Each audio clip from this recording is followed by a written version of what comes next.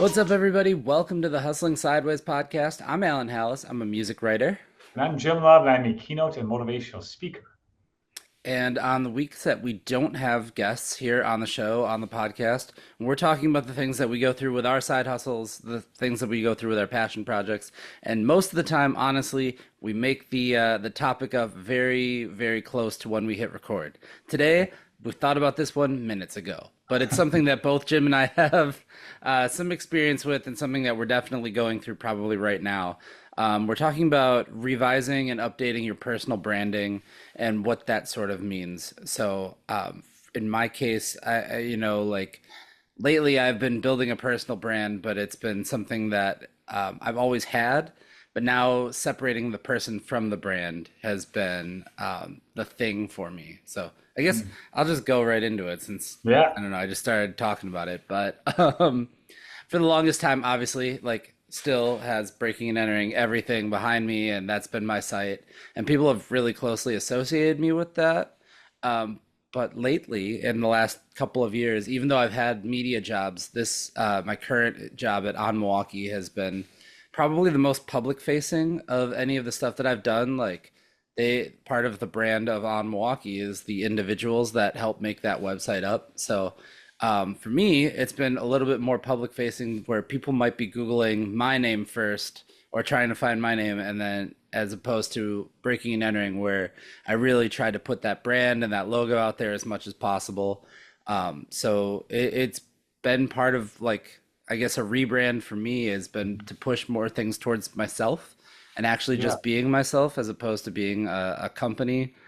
Even though, like we have contributors and things like that.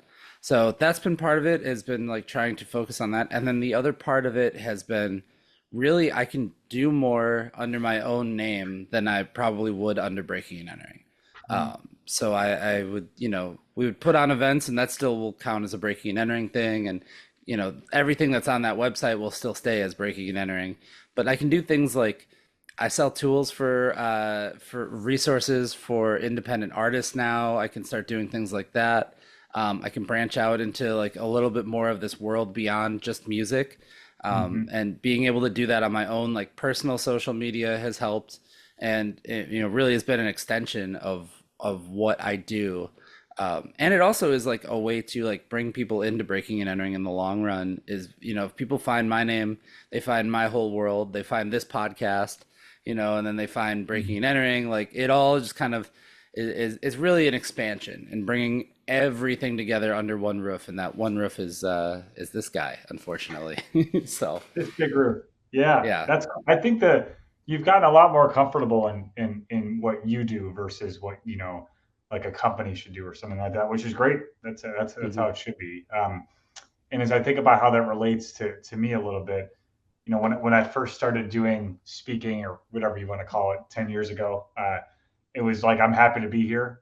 Like I was kind of Hmm. like I can't believe I'm doing this. It was a dream for a long time, and I frankly didn't really think I belonged. Like I was kind of like, well, I can't believe this school brought me on or this conference brought me on, and I was like giddy, like a little kid, like going to like a hotel for the first time. Like I was jumping on the beds metaphorically when I Yeah, when I would show up to. Granted, I still do that, so it's probably a I was bad gonna say I example, but fully believe that you would still do it's that. Yeah. correct. I think you have to. But moral of the story was I was just like, wow, can't believe you all, got me here. Can't believe I'm doing this. And I didn't necessarily like I just kind of accepted everything at face value and was like, okay, cool. I'm gonna do this thing. I'm gonna like have a really good time and I'm gonna go home.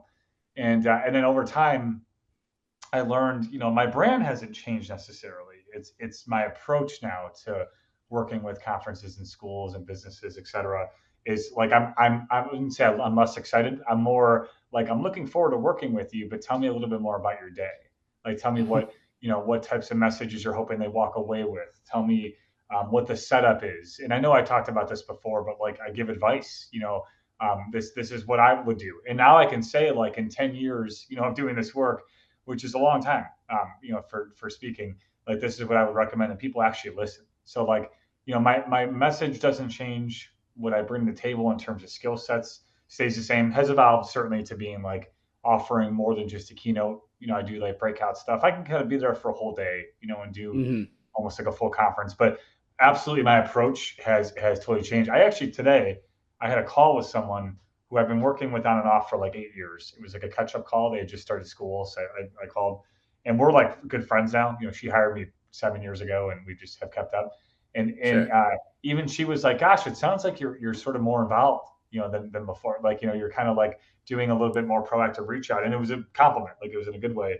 And it's true. Like I have taken upon myself to like be a bigger part of these things, and also like show that I belong in a way. But it's definitely it's more confidence, and it's you know, the message stays the same, but the way I approach it is different, and it's definitely more professional. For Now, like sure. I'm always going to be a maniac on stage, like that's never going to change. But it's stuff leading up to it where I'm like, that'll be great, that'll be fun. But what are we doing now? How are we going to make this a big success? So I totally feel it. I felt it probably in the last 2 years that it's changed into being, you know, I'm good at it, and now I'm professional at it, and my approach is more like methodological versus like, hey guys, this will be great, you know, like which is Yeah. I have that a Uh, little bit, but it morphs into something a little bit different, more professional. For sure. And I think that also, I mean, for both of us, like that comes with maturing as like people Yeah, too, right? Like yeah, for yeah, you, exactly. growing confidence in what you're doing, even though you've always had to have some degree of confidence to be up Yeah, on stage. yeah, But just realizing what that looks like now as opposed to when you're first starting out. And for me too, like it is more of being like the man behind the man behind sounds weird, but like the person behind the brand. You know what I mean? Like for a yeah, long time, yeah. a lot of people thought that one of our contributing writers was like the guy that ran the website.